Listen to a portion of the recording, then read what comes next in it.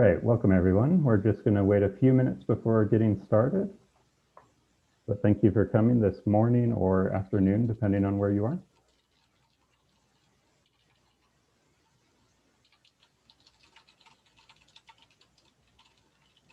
If you can see me and you're in the audience, can you type something in the chat just so I see that it's working?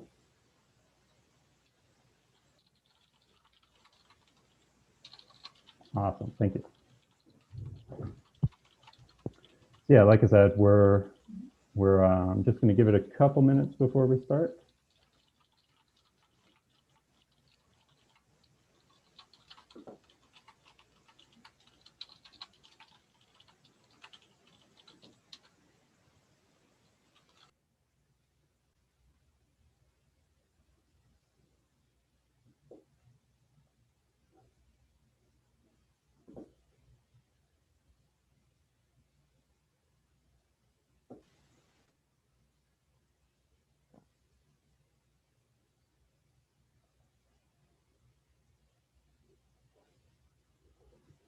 Okay, I guess we'll start from here. So welcome everyone. My name is Alan Erickson. I'm a volunteer for Tau Pi, specifically working on ICE. ICE stands for Interactive Chapter Exchange, and it's a program that basically lets us spend some time during convention or this year unvention, exchange ideas between chapters and come up with solutions for issues that all our chapters are facing.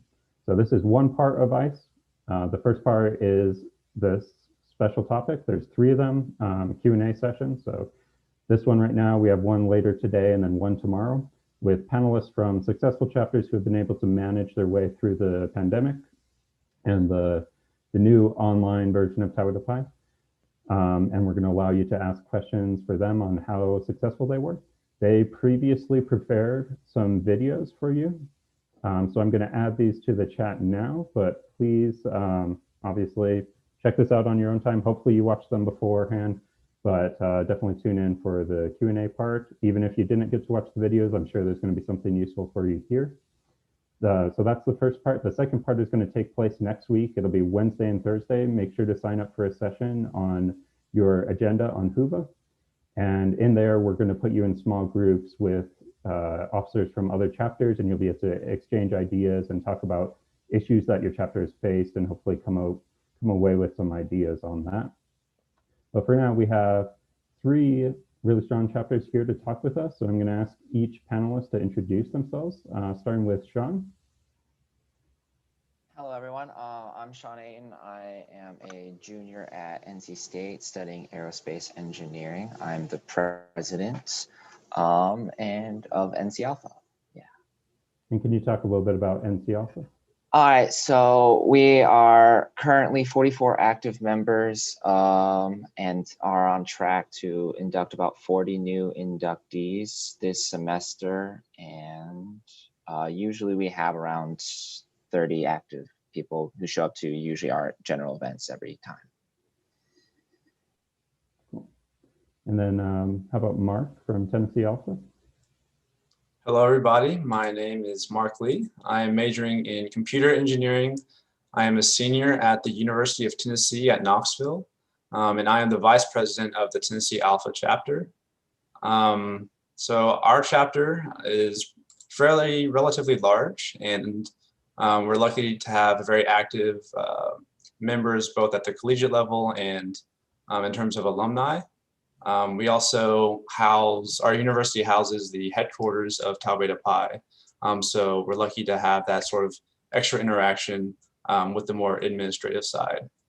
We have about, I forget the number, I think close to 100 active members in the student body. So yeah. Cool, thank you. And then from California, Zai, who wants to go first of you two? All right. Hi, everyone. My name is Kavya. I am a master's student at San Diego State University majoring in bioengineering. And I'm from California, as I went to San Diego State University in California. Woo! Our chapter, I was the old president. So for the 2019-2020 academic year, our chapter is actually pretty large. We have about 210 candidates eligible every semester. about 125 active members on campus, and our initiation class is usually between 35 and 45 people. Hi, everyone. I'm Cameron. I'm also a part of the California Xi chapter at SDSU, and I am a junior studying mechanical engineering with an emphasis in bioengineering. Cool.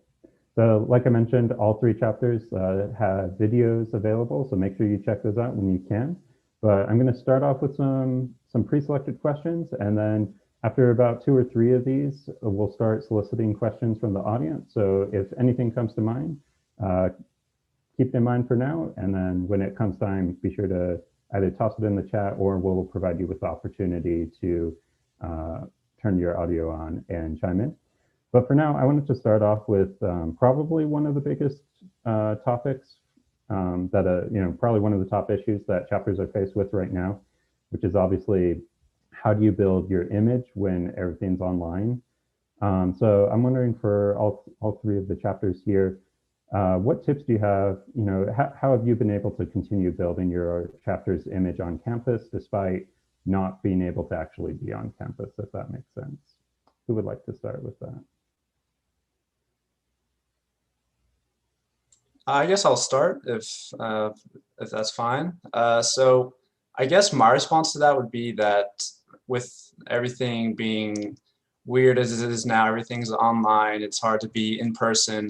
You sort of have to try things that are out of the box or maybe do things differently than we used to. So I think one pretty cool thing that Tennessee Alpha has, or is planning to do rather, to sort of promote the Tau Beta Pi image on our campus is, so to give some background, each October, our college hosts this thing called Engineers Day. We've been doing this for like 100 years or so, but basically classes are dismissed for a day. We have students from high schools all around the city come to UT to sort of see what every engineering department has going on. So we'll display different demonstrations of research, all that stuff, get younger people more interested into the various activities at UT related to engineering. And one cool thing that our chapter is planning on doing for this year, for this year's Engineers Day, which is in I think about 2 weeks, is that we're going to have a Tau Beta Pi history exhibit. So we've been pulling images from past chapters from like the library archives. We've put together a virtual slideshow, and we're basically going to include, sort of a timeline of the history of our chapter at UT and try and make it interactive and interesting for like younger high school students interested more in Tau Beta Pi at our university. So I think that's sort of a cool way to sort of expand our image, especially to like a more younger audience. And then I think that's super cool. At NC State, we've been trying to build up our image. It's kind of fallen off a little bit in terms of not many people necessarily know what Tau Beta Pi is. And so we've been we had a plan going into the year of trying to reach out to a lot more freshmen and just starting early. So there are common classes like we have E101 and E102, which all freshman engineers have to take, and trying to reach out and send out videos or going into classes to talk about what we are, so that it's something to strive for later along the line when you become eligible. And then on top of that, more actively this semester, we've reached out in like tutoring and saying Tau Beta Pi offers this tutoring to freshman engineers, and to try and put our name attached as much as possible to activities. We did hope we submit videos to like club fairs and stuff, but it's definitely hard to sell, like you're not really a club because it still involves initiation process. You still have to be eligible, so that there is that hard, but still getting our name as much as possible in as many different capacities, whether it's just a video talking about who we are in a club fair or trying to host tutoring events. That's kind of the big thing we strove for.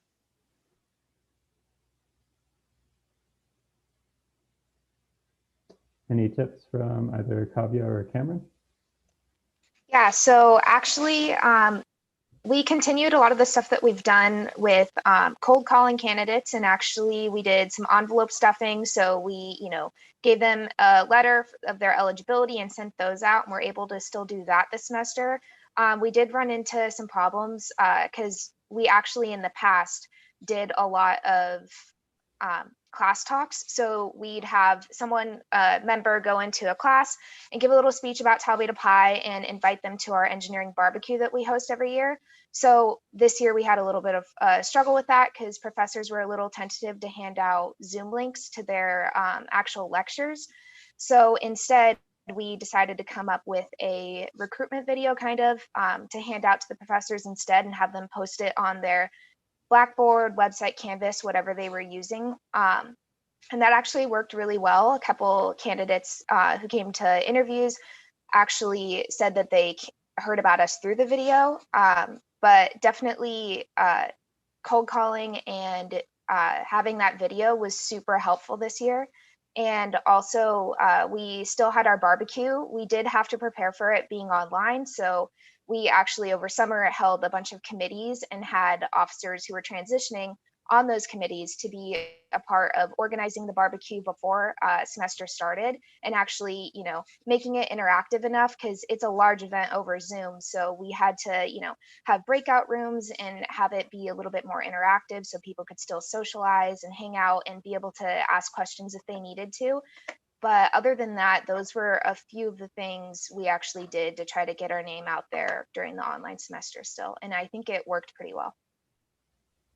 Additionally, just to add on to what she said, we also post like flyers. We have an Instagram page too. So for current events, we post like flyers, we create them and then just stick them on there so that everyone can see what events we're hosting. Since we do lots throughout the semester, like our typical average during the regular normal, semester without COVID and online stuff, we did about 30 events this semester. And then now we've bumped that up and we do about like 50 to 60. And so we have like a couple events, like we have 3-4 events every week. And so we advertise them via like flyers on Instagram and group meets, and we have a Discord. So that's one way to get out to your members and reach out to people if you need to. I love that. I think that's awesome. And just one thing I want to add is just something like hearing all of your stories is just really reaffirming something that I've sort of seen talking with you guys and with other members of other chapters, is that with COVID and everything, we're sort of having to use all these different mediums, right, of getting our image out there. Like I've heard like club videos. I think Sean mentioned that, getting stuff out on Instagram, using social media, that sort of stuff. If your chapter has a website or something, maybe updating that. I mean, I just love all these innovative ways of sort of getting the Tau Beta Pi image out there and promoting it. So I mean, I think that's necessary, but also really, really cool, something that I've seen during this time. For sure. A couple of you brought up some events that your chapter has held, and I was curious if there's any like specific thing that you found is really important in doing an online event. Is there any like key aspect that helps make those events successful? If you have any tips on that. I mean, I think that at least from my perspective on the events that have been successful are the ones that are just fun and like kind of distraction from all the schoolwork you have. I mean, we do a lot of stuff online. We're looking at a computer all day. So the only reason someone will probably want to come watch is if they are going to get something new out of it. And so like we did a trivia night and a lot of people came out to that. It was super fun. It looked like a lot of people enjoyed it. And so I think that trying to create that fun factor in terms of your events definitely keeps people coming back, because no one wants to sit through another lecture or something they're not going to get out of, because you already have to sit here and watch a whole bunch of lectures online. And so I think as long as you keep it fun and different, then I think that's what keeps people coming back. Yeah, I totally agree. You have to keep it fun. Zoom is like difficult in the beginning. Is that was one thing we really noticed, is that it's hard to keep people engaged. It's hard to keep people's attentions like focused it's hard to get people to keep their cameras on and, participate. And so that's one thing we try to emulate. That's one thing that changed when we went from regular events to online, because you don't have that same level of communication. And so one thing we did was all the officers who were running it would turn on their videos, and that would make sure that everybody else, we'd tell everybody in an email and say, oh yeah, like make sure you turn on your video when you join this event. And it has made a huge difference. People are way more interactive and engaged with that. So that's definitely an easy way to get people to participate more. Another thing that we ended up doing was we reduced the attendance at our events. So normally like our events would have 25 people, right? But online, if you have 25 people in a Zoom room, that's a lot, and it makes people, just like turn everything off and sit to the side. And so one thing we did was our events now have like a 10-person limit, and we found that that was kind of the sweet spot, because then it lets everybody sort of participate in what's going on. So definitely that's also another thing we recommend.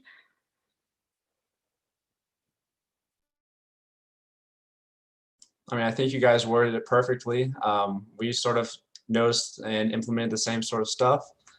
We've also had a couple of trivia nights as well. We found those to be probably the most successful virtual things. We had one Netflix movie party thing that was also a lot of fun. And yeah, I'll just reiterate that I think you mentioned that having the videos on in the Zoom really increases the engagement, because if everyone's screens are off and there's just this giant black box, I mean, there's not much engagement there. But at least having someone's facial expressions on the screen, it really brings up the level of interaction there. I think that's something that really helps when you're doing a more virtual type of engagement activity.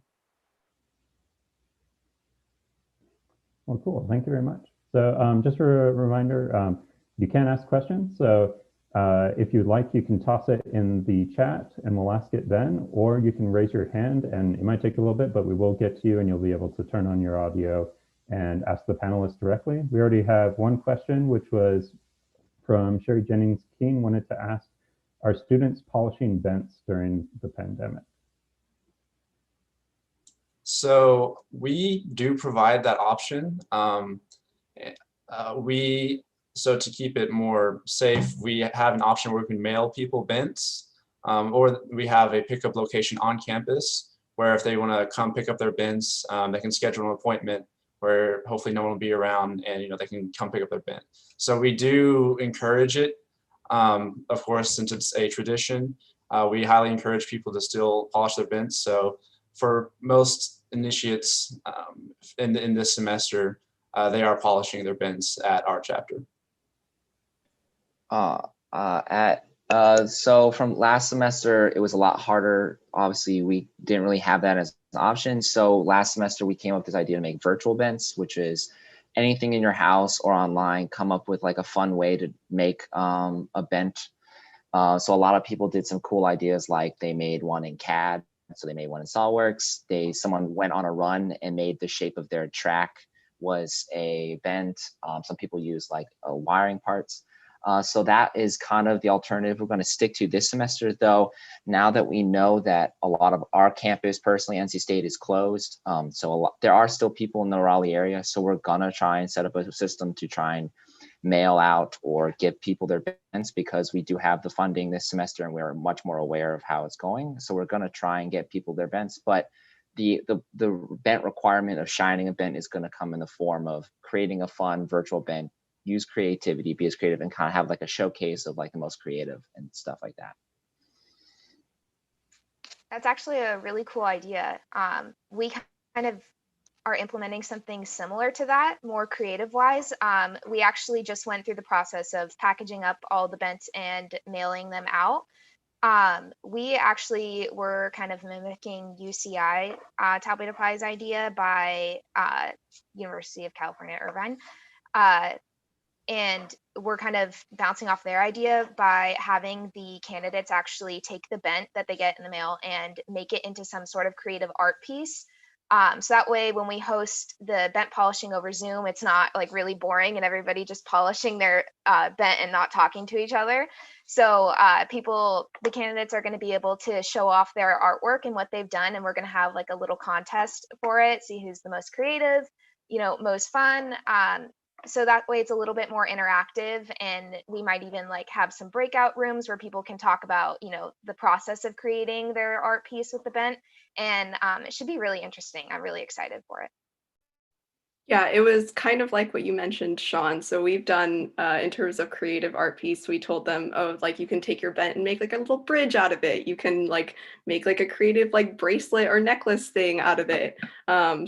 It's up to them. Like we've had, like we used some examples from UC Irvine, and we found that like people use like cotton balls to make a bent, or like, they carve a bent out into a pumpkin because, Halloween. And so that's definitely one way that we're trying to combat the not in person. And in terms of the big bent, ours was just recently under construction, like that whole area. So we're still working on that. We don't know how to get that to happen, but that was definitely something that we were looking into. Cool, thank you. And thanks for the question. So yeah, feel free to toss in any questions. I'll keep going through some pre-selected ones until we get another. So I think communication is a big thing, and we've mentioned it a little bit, but how do you currently communicate with your chapter's members? And do you have any tips from your experience so far in terms of what seems to work right now?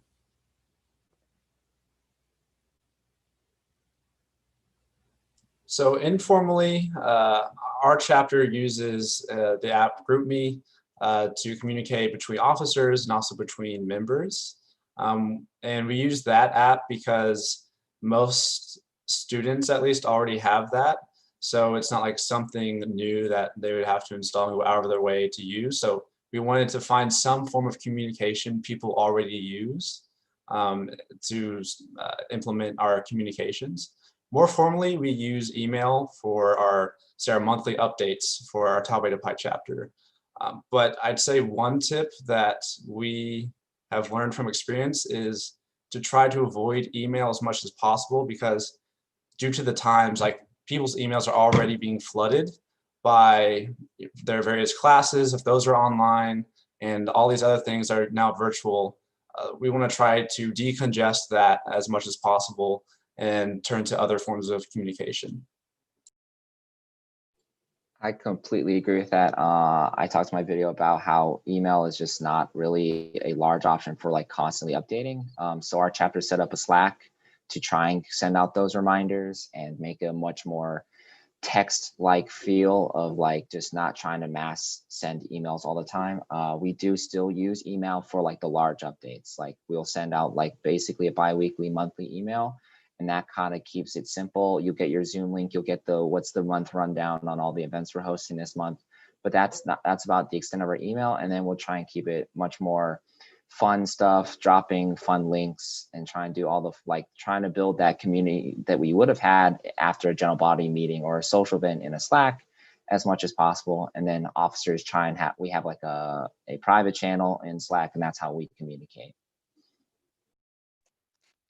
So we actually did something similar to that too. We actually have a Discord for our chapter, and we have a few different channels in it. We have our general channel, we have a channel for our officers, we have some for candidate questions, announcements, a few others too. So that's actually worked. That's actually worked really well for us. We also definitely use email a lot. Our email is where we actually let candidates know about the upcoming events that we have, and we have actually a little description underneath them and when they're going to be in the time, and we actually email out a spreadsheet to the candidates. So the spreadsheet actually has a bunch of different categories of games and where they can sign up with their name underneath it, and they'll actually be emailed a Zoom link right before the event happens. And if we see that there aren't enough people signed up for that event, we'll just post the Zoom link on the spreadsheet and anybody can join and hop on. last minute, but definitely Discord is usually more for reminders and announcements, and our email is more for, signing up and letting candidates know what's going on, maybe a few announcements and everything. We also have our Instagram, which we like to promote, and that's where we'll put little last minute reminders too. We'll make flyers for different events and post those, and we'll usually post those a few times throughout the week, like on our story or just on our page. So it pops up a lot on people's feed and they know when the event is. Though I totally agree with both Mark and Sean, you don't want to bombard people with emails. That's just not very nice. And so what we do is we'll do 2 emails a week or 1 email for that week, depending on the events that we're running. And it'll have an overview of everything that's happening, like a short summary, so that people know what to expect and any major announcements. But yeah, like Cameron said, we typically use Discord and Instagram as a type of reminder, as opposed to our direct communication. And it's mostly, we use a spreadsheet format for events and stuff because of our limited attendance that we have at our events. Because we restrict that, we can't have 50 people signing up for one event. And so our way of managing that is, yes, these are slots that you can sign up for, and we're not going to keep reminding you via email, because that would mean that more people get on that. So that's our way of managing our attendance numbers. Kind of building off of that, how are you sending out your eligibility letters out right now? Because I know a lot of chapters primarily use email for that. And like all of you have mentioned, that's problematic because people are getting completely bombarded with emails right now. So how have you gotten around that? Unfortunately, I don't think it's hard because the list of eligible members is around 1,600 every semester. And so it becomes hard for us to do actual letters and stuff. So what we try and do is we've tried to attach a dean letter every time we send out initiate levels in emails to try and make it stand out. We usually send it from a personal email, so it's not just some name Tau Beta Pi that you might not necessarily know, and you kind of try and make it as real as possible for the initiates to understand that we are not just someone asking for money just so we have money, but we are a real organization, a real place on campus that's trying to make a difference. And so that's, I wish that I could send out a letter to everyone, make that really real, but it's just not an option really for the amount of eligibles required.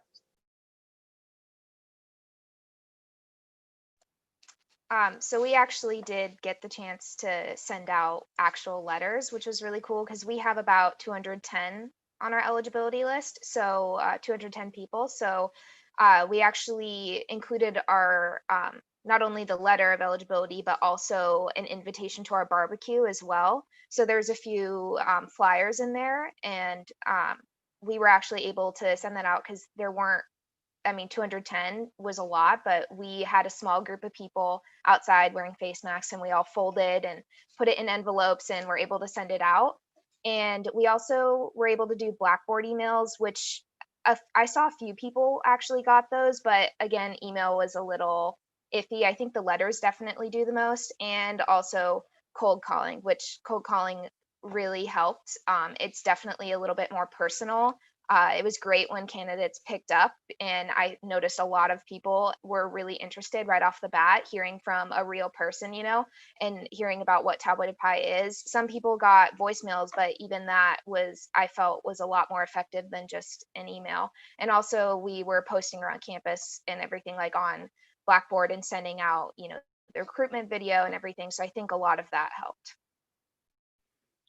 To add on to that briefly, we also, in a regular semester, and we didn't get to do this time around, but normally we post our eligibility lists around the engineering building. Like, we'll put them up on the walls, like right by the staircases, where people, every time they come down, they can see it.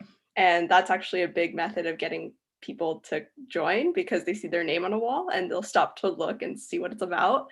And then we have info sessions that we invite them to, and they can come learn more about us. So that's definitely one way that we reach out to people. The envelope stuffing, like Sean, what you mentioned, we also include a dean's letter. we have our dean is actually, we initiated him as an eminent engineer, which I highly recommend. It's very good. You should do that. And we've done that. So he's also a member. So he signs a letter and he writes it to the future candidates. And we also have a president's letter where the current president writes a letter to candidates asking them to join. And so that's kind of the gist of what we do. We kind of hit them from all sides because that's the best way to get candidates. Cold calls, fortunately, our school provides phone numbers for students, and if we ask for it. And so that's how we get cold calls. And I know that that's not the case for a lot of schools, but like that's one way we do cold calls. I was about to say that's a really great idea, and something I think my chapter could definitely try and implement is the cold calls. I think that's a great option for getting the name out there and letting candidates know that they are eligible. So our chapter has a pretty large eligibility list, several hundred, generally every semester. So although we can't get totally around email, generally we do end up having to send out email invitations via email. We do provide an option where if current members know if they know personally a certain eligible initiate, then we provide them with a physical letter that they can deliver, safely. So I think that's a really cool method of getting that word by mouth communication, so to speak, around and providing an alternative to email. Thanks for all those ideas. I was actually just quickly curious, was the cold calling something you did previous to the pandemic, or was it an adaptation? It's definitely been something that we've continued to do for the last few years. I think we started doing it 4 or 5 years ago, and we've just kept up with it since then. And it's definitely really great. Like we had what we would normally do, because it's awkward to just call people and be like, join our club. So what we did instead was, that's why we created the barbecue, because it's a lot easier to invite somebody to a party than it is to invite somebody to an info meeting or info session. So we would be like, hey, we're eligible, you're eligible, congratulations. By the way, we're hosting our barbecue, so like you should come. And people were really excited. And it's really great because some of the phone numbers that we receive are house like phone numbers, like people give their like home phones. And so you get like so-and-so's mom picks up, or like, Sammy's grandma picks up. And we've gotten lots, when you get a parent or like a grandparent, that's the best, because then they tell, hey, Johnny, you need to go join Tau Beta Pi. So that's definitely it's been our biggest benefit. Like that's our biggest way of communicating with people by far. So it's definitely helped, but it's something we've always done. Mm-hmm. That's pretty cool.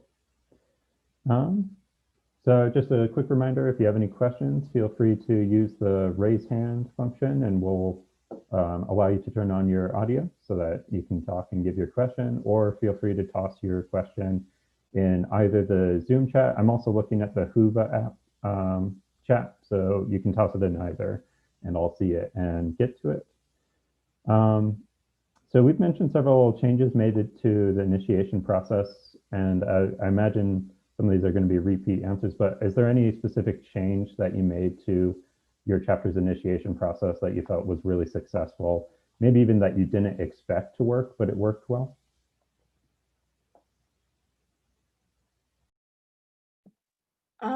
So we hit, the pandemic hit, and I at the time was president and had like a week to make a decision of like how we were going to move forward with things. And so we actually went through 3 different phases. So our original like normal semester, and we talk about this in our video, but like our normal semester without COVID, and then transition to COVID, and then COVID. So during the transition to COVID, we actually dropped a bunch of candidate requirements to make it easier on a lot of people. So normally we had candidates attend 5 events, then go to 3 mandatory events. Those were bent polishing, initiation, and we did interviews, and do 4 hours of community service.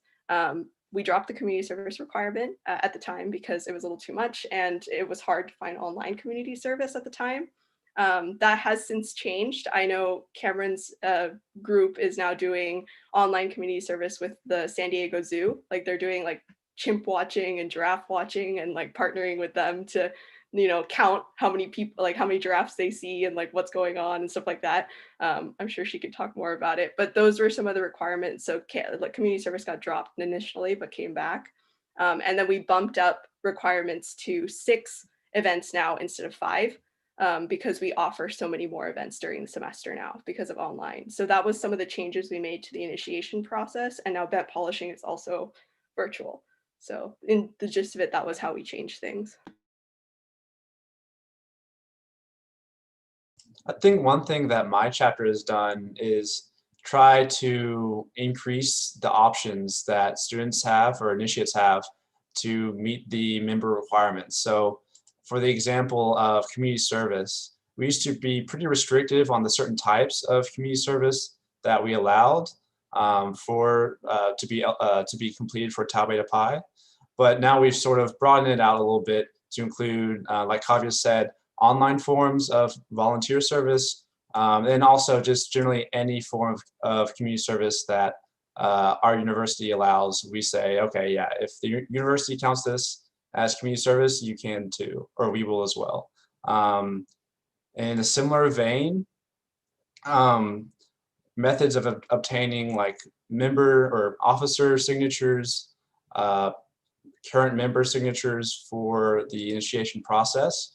We've opened different forms of viable options for that. So if you know your professor who is a member of Tau Beta Pi, you can go to his office personally and get his signature there physically, or you can do it in a virtual manner. So that's more back-end work for us, for the officers trying to make sure that they have all their boxes ticked, but it is helpful for them to really sort of just meet those requirements and reconcile the differences now between the pre-COVID phase and the post-COVID phase.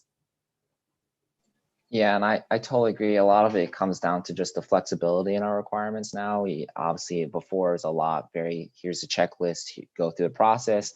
But with a lot of it, the big one definitely changing is service events, because a lot of that is usually an in-person event. We go to like the local Boys and Girls Club, or we go do stuff with food bank, but that is not very feasible, especially since we are completely all online. So we've definitely had to convert as many things to as online options as possible and make it pretty much an all virtual initiation process. So a lot of it, our big one that we've actually tried to introduce this semester was the tutoring, to provide that extra option that I think everyone provides a service for, especially since we are supposed to be the the top of engineering. So providing back to the beginning freshman engineers really, I think, amplifies as much about what our mission as Tau Beta Pi members is most possible. And so that was kind of our biggest thing, along with just a small thing that I think was fun was we were able to have more information sessions. It was definitely something that we thought would be super helpful. And I think it was, because normally you'd have to go to a separate campus to go to our information sessions on Centennial, while most people live on Main. But now we held twice as many information sessions, and they're all online. We tried to spread it out through the day, and that was kind of a big thing I think that worked out. We had plenty of people show up every time, and we've so far had one of the biggest amount of like inductees interested that we've had in a long time.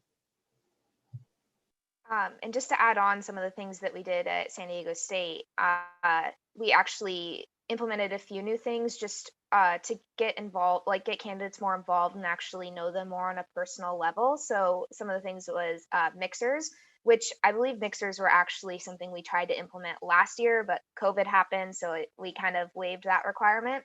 But this year, we prepared a lot for it, just like with the barbecue.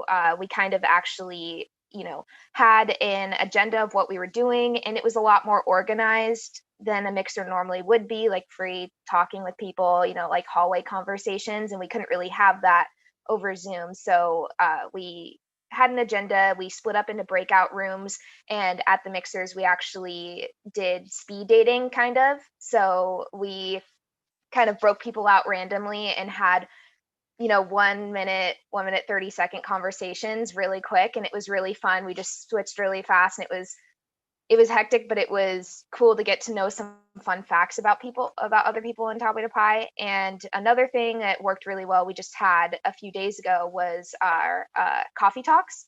So we held something over Zoom called coffee hours, and it was just for candidates and members to show up and we broke out again, kind of like speed dating, but it was a little longer, about 10-minute conversations. And this was a way for candidates to get to know officers and members, and vice versa, actually. So we had these, quick little conversations over coffee. It was definitely a better way of having the mixer a little bit. It was like a mixer, but a little bit longer with people. And this was actually an opportunity for candidates to fill out their candidate questionnaire, which is also something we've implemented last year. And it's basically just a little sheet that candidates fill out with questions and ask officers. Like, I believe it's 3 members and 3 officers, and they get to turn those in, and then the people who actually were asked the questions turn in a feedback slip of how the conversation went. So those are just 2 things that we implemented this semester online that were able to be a little bit more interactive over the online forum. It was definitely something that has worked really well so far, and I'm hoping we can continue in the future. Thank you. So a thing I think all three chapters mentioned was providing a lot more opportunities for the initiates, but it sounded also like there were a lot more events for members to attend. And I was kind of curious if any of you have any insight on how you balance like doing more events so that there are more opportunities versus you don't want to overwhelm members, if that makes sense. Like you don't want, now there's twice as many events or whatever. You're not trying to like, make them feel guilty that they're not attending all these things. I was just curious if any of you had any thoughts on how you balance those 2 things. I can go first. So definitely doubling the number of events we run was a big step for our group. Granted, like normally members found out about 30 events every semester in general, but now it's like that's up to 60. So they're getting like way more emails and stuff like that. But the requirements for members for us and the way that we keep them active is the way they can stay active is they have to attend 5 events every semester, or 6 in this case now, because that's what candidates are doing. So 6 events every semester, and until the semester they are going to graduate, and then they're eligible for stoles and courts. So that's our way of getting members to come out to events. And it's been working so far. The only doubling the events just gives them more opportunities. So we've seen actually increasing the number of opportunities means that more members have been showing up to things. And definitely adding the Discord, which was this semester thing. That's something totally new that we didn't have before. We only had emails. So Cameron's group did that, but as soon as they implemented the Discord, we got members on the Discord, and now there's full-fledged conversations, people are sending memes and having fun and enjoying themselves. So I definitely don't feel I haven't gotten the impression that they feel guilty for not attending every single event, because we never expect everyone to attend every single event. It's just, here are all the options you can go to, whatever works best for your schedule. And we tell them that in the very beginning, because we do a calendar planning at the very beginning of the semester, and we did that this time around too. Granted, it was a bit of a train wreck, but we're fixing that. But we basically plan the entire calendar for the entire semester and upload it within the first week of the semester, so that everyone who joins already knows all the events that are happening and when. And that way they can plan and prepare for the ones that they can go to. So that's been our way of making sure we give the most opportunities to people, and it hasn't been overwhelming so far. Yeah, I mean, I echo the same sentiments that you did. I haven't personally felt that there's a big feeling of guilt, and at least no one's contacted me or any of the other officers about that sort of thing. So I don't think that's as much of an issue. I do agree, though, that we do have a lot more events now than we did in previous semesters when we're more interactive in person, just to fulfill that gap, so to speak. But I don't think it's necessarily overwhelming. So also another thing our chapter does is we don't really require people to come to social events, like a certain number per semester. That's just sort of an extra thing that we'd like them to do to get sort of the community involved. And so far that's been very successful. We generally have pretty good turnout on most of our events. We do require other things such as community service, the member and officer signatures, etc., that most other chapters do. But we've decided generally as a chapter to have those social events be sort of an extra thing where people just come and be more relaxed, hang out with friends that they know through other departments, etc. And so it's more of a laid back thing. And so maybe I think for our chapter, at least, that sort of contributes to a more laid back, less pressure sort of thing. So yeah. Yeah, and I'll piggyback off that. I say our chapter is also very more laid back. We definitely still require like a showing up to general body meetings in some capacity, because that is a lot of where our major information comes out, and any like votes and procedural stuff that has to be done in general body meeting, and quorum is required. So that is kind of where our requirement still comes. But yeah, I'd say social events and other service events are kind of there to kind of provide extra places for where you can hang out. Service events really now are really mostly for initiates because of how they're all supposed to be socially distant and one-on-one stuff. But in the past, we've done things like Service Raleigh, which is a big like all of the city of Raleigh, which is where NC State is, goes out, and we pick an organization, and for the day you basically each group works with that organization for the day, and it's super fun. It's a large group, but with COVID that's been not as feasible, so that takes some of the social aspect out of the service events, but definitely keeping it laid back has definitely worked. We still have plenty of members, they still have fun. It's still something that I'm trying to improve, because it does seem to be a little closer to the not great side of lax, but we still have members show up every time, and there's still plenty of active members. Well, cool. Thank you very much. So as we head towards the end, please make sure if you have any questions that you want to ask the panelists, either raise your hand so that we can allow you to talk, and so you can ask your question directly, or you can always toss it in either the Zoom chat or the Huba chat. I'm checking both of them. Let's see. I think like the last question kind of touched on the idea of stress, and I was just wondering if you had any tips on how you've managed stress within the officers, like as you're doing more and more events. Is there anything you've learned in terms of making sure that your officers are not overwhelmed?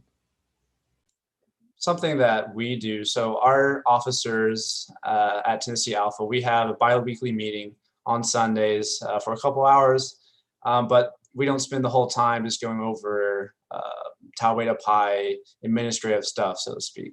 We spend the first few minutes really just checking in on each other, asking each other, how are you doing? Is there things that are working for you, things that aren't working? We sort of open up a discussion and try and get some interpersonal feedback, so to speak, about if anything's going wrong, what's going right, and trying to see where we should target our efforts to alleviate stress on members. And part of my role as VP in my chapter is really just to help out all the other officers, really.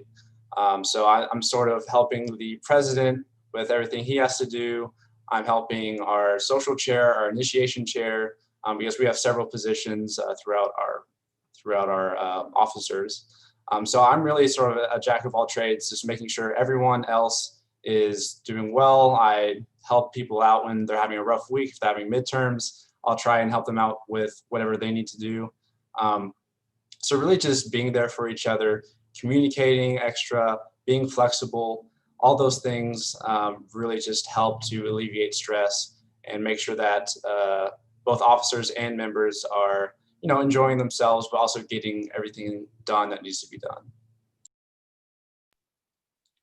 I guess one thing we did in the past, and we have continued to do, is we do officer fun events.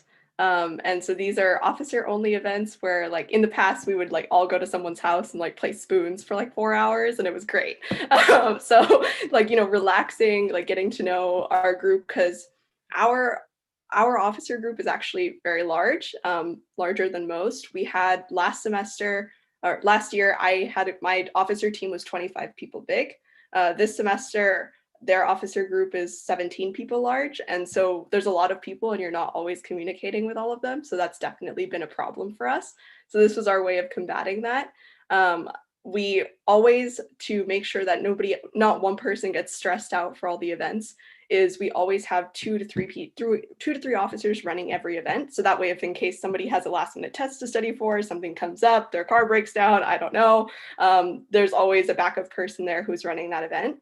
So it helps take the stress off. Another thing that we have implemented recently is baby birds. I know it sounds weird, and I will explain what these are. So this was our method of like training in a sense too. So what we do is we have a core exec team, which is the president. We have 2 VPs, so both of them, both the secretaries and the treasurer. And all of these 6 people will talk together and divide the rest of the officers amongst them. And then once those officers are divided, so like Cameron will have 5 or 2 people to take care of, I'll have like 3 people to take care of. And this is our personal group. And it allows those new officers to ask old officers questions about how to run things. I don't know what I'm doing. How am I supposed to run this event? Those are questions that can be, talked about in those like small groups. And they have a point person to contact whenever they have problems. And that point person doesn't just contact them when there are problems. That point person is also in charge of that mama bird, is what we call them. The mama bird that's part of the exec team is in charge of making sure that these people feel good, they're having a good week. So you reach out and be like, hey, Cameron, like, how are things going? How's your week? She'll be like, oh my God, there's so many exams, I'm dying. Okay, it's okay, don't worry, we'll look after that. And then we can come back next week. And then that mama bird is in charge of making sure that person gets back on the horse afterwards and doesn't just fall off the face of the earth in terms of Tau Beta Pi. So that's our way of like sort of helping others manage stress too. That's one way we found that is very helpful. Highly recommend if you have a large officer team. And I think that our QA, now I don't have 17 officers, it's just 8 of us. But the key part is like delegation. I think making sure everyone has some sort of responsibility. Now, no one wants to feel left out. And a lot of people do cover if there are some responsibilities. But if you spread out all the stuff over 8 people, it does make it much more manageable for everyone to handle all the stress, especially with COVID and being life and everything just is a lot right now. Elections in like 2 weeks. So it just keeps, everything is definitely, as long as everyone has some responsibility that they can keep control of and it's not starting to run away with, then I think that makes it very easy for everyone to keep stress and also have fun talks with people. As Mark was saying, make sure that not everything you do in your officer meetings are all business, but have some fun talk, make sure everyone's feeling good. That definitely helps.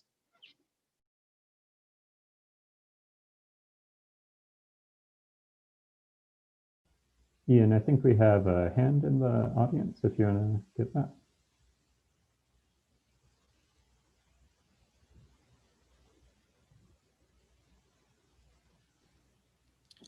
Hi guys. So for those of you who are partway through your fall initiation cycle, I know some schools have just started, but other people are, winding down even maybe. But now that you're partway through a online semester with COVID, what would you do differently? Either something that you changed that you wish you had changed differently, or maybe something you didn't change that you wish you had. I guess what lessons learned do you have that you would do differently in the future, or other people should look out for and not do, or whatever? Thank you. I think one thing that my chapter could have done better, definitely could have done better, is planning events further out in advance, such as social events, all the stuff for current members and initiates. We still give, or we have been giving probably a couple weeks notice to members for like certain social events. We had our university's Tau Beta Pi week last week where we had a bunch of events, and we gave about 2 weeks notice for that. We got feedback from several people that was saying that they already had stuff planned, there wasn't enough notice time. So I think we've learned that in a more virtual environment, you need to give a little bit more leeway, a little bit more care, a little bit more advanced notice to plan your events and make sure everything's outlined super very, very well for members so that they can plan to attend those accordingly. I think the big one for me is trying to find the way to get into classrooms to talk about Tau Beta Pi. My big mission for our chapter was to try and increase membership, because we do still have a very large eligibility class and we still don't get, I think, enough of it doesn't reflect it in the amount of initiates. And so I think that we definitely, over the summer, we started planning the calendar and stuff, and we had a loose idea, but we didn't really fall through on it or necessarily figured out the best way to do it. And that's definitely the big thing I'm hoping to do over winter break going into next semester, is finding that way to get into classrooms and tell people how Beta Pi is, so we can increase membership. Yeah, so this semester I thought we did really well so far, given the circumstances. I mean, we had committees over summer working really hard, meeting every week and really preparing for the online semester. I'd say one thing I wish that we did, we actually, for our barbecue, we had to have our whole agenda of moving it online and everything. And we worked really hard over summer creating it and it looked perfect. But then when it came down to it, we didn't practice with our officers enough beforehand. I think we practiced maybe an hour before the event started. So had we practiced a little bit before, a few days before, and keep our officers in the loop, I think it would have ran a little bit better. Overall, it still was fine. It was a little hectic behind the scenes, but I don't think anyone figured that out. And also, we were planning an orientation video over summer because we go and talk to freshmen and transfer students at orientation. And we were trying to get that video together, and we got the very first part of it. But then the second part, we kind of lagged and didn't really get to it. So we're definitely going to work on that this semester, so we have it for the future. And we actually use that tiny bit of the video that we got at the very introduction of it as a part of our class talks video, so our recruitment video. And then the second half was just kind of like a slideshow with a voiceover, which still worked fine, but it was definitely more of a last minute scramble kind of thing, because we thought that, originally coming into this, we thought that our idea of just going into the Zoom lectures would work for class talks, and it really didn't. It was a huge backfire on us. So I think I wish we had prepared more for that and, could tell the future, but we can't. So we're going to definitely fix that video up maybe and be a little bit more prepared for recruitment and everything video wise next semester. In terms of lessons learned, to add on to Cameron, when I, during my presidency, when I switched from, in person to online within the span of 2 weeks, communication was by far my biggest issue between officers and members, between members and candidates. And granted, we've solved to a certain degree a lot of that really well so far. Granted, there's still a lot more improvement that can be done, but that is the biggest thing. The more you communicate, I cannot explain this enough. The more you communicate with everyone, the easier it is for everyone. There is no such thing as too little or too much communication. You cannot talk enough. That's just something I've noticed. And it's really easy for officers to assume members and candidates know what's going on because they've been in the loop so long. But you have to remember and understand that not everybody knows the context of what you're talking about. You have to start from square one with new people you're talking about. Assume they don't know anything. Start from the beginning and make sure people feel in the loop with regards to everything, because later on, that's what makes people stay, because they feel connected because they know what's going on. So communication is by far the biggest thing, and we still need to improve that as a chapter, but that's definitely the biggest thing. If you can focus on that, will basically solve all of your other problems, because that just emanates into everything. So definitely work on your communication and make sure you talk to everyone. Thank you for the question, Neil. And thank you for the responses. We're coming up on the end of the hour. Real quick in chat, I'm linking again the playlist that has all the videos that the chapters have made on the subject of how to survive in the digital pandemic era of Tabata Pi. If you haven't watched those already, make sure you go check them out. We will have more Q&A sessions, one later today, one tomorrow. And so if you want to come again to one of those and get another question answered or anything like that, feel free to attend those. And don't forget to sign up for the workshop sessions next week. There's Wednesday and Thursday options. There's 6 in total. Make sure you attend that. In my personal experience, it's one of the most important parts of convention. And hopefully it will still be one of the most important parts in Unvention this year. So please make sure to check that out. And make sure to also thank all of our panelists. So if you want to say thank you in the chat, I think they did an awesome job on those videos and here in this panel. So please make sure to tell them thank you. And with that, I will hand it over to Ian for final instructions. All right. Thank you to our panelists. Thank you to Alan for running our workshop here today. One final thing is if you at the end here can go and click on the rate option is how we're doing our chapter, our event surveys rather for Unvention. So if you can go ahead and fill that out, that would help us know where we can improve and know what went well and what we can change. So thanks again to everybody, and we appreciate your time. Take care, everyone. Take care.